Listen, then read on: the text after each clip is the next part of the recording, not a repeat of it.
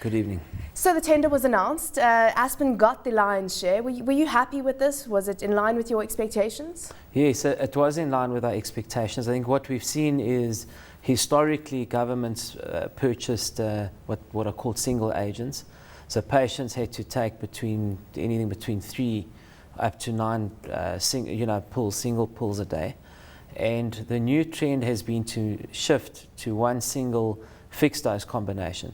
So instead of swallowing 3 or 4 pills a day, they're only swallowing 1 pill a day now. So I think we kind of predicted the shift.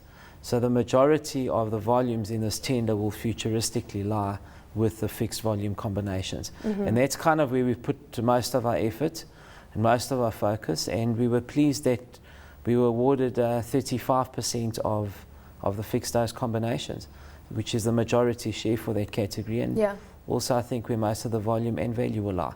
So, I mean, it's going to be retailing now at 89 Rand 37 cents a month. That's according to Aaron Motsoaledi, the lowest price on record here in South Africa. Is that a fair reflection? Just making sure I've got that number correct. Well, the 89 Rand or 90 Rand odd is in fact not the retail price.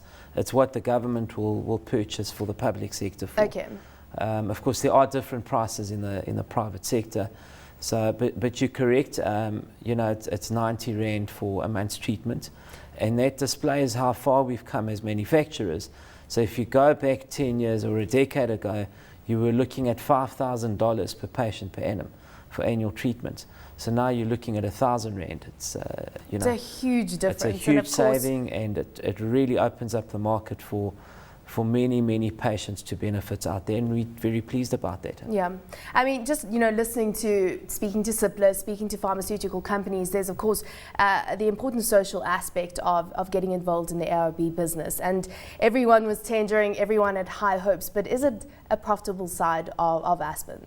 Look, I think it's widely acknowledged that antiretrovirals, particularly in the public sector, are a very high volume, low margin business. Certainly the competition this time around was unprecedented, but it was more unprecedented around the single drugs, the monotherapy, what I referred to earlier.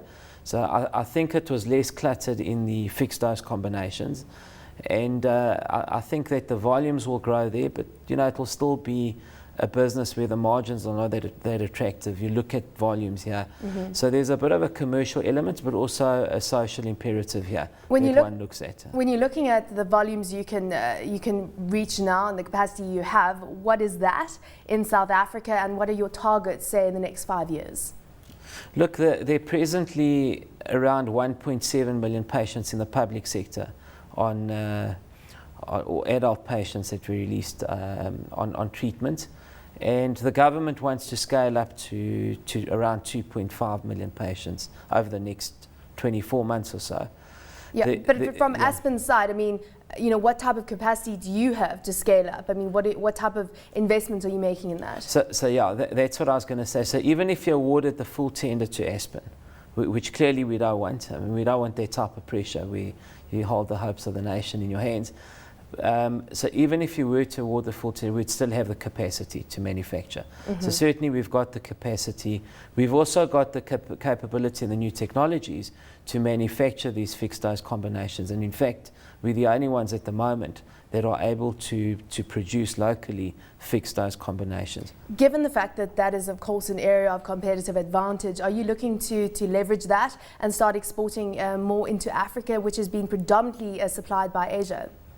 Look, I think what we try and do, our home base is South Africa, and as I said, there's quite a strong social element to ARV production and supply, and I think we're always going to cover our home base first, and then obviously if it's optimal from a manufacturing perspective, then we will increase our manufacturing and supply into Africa.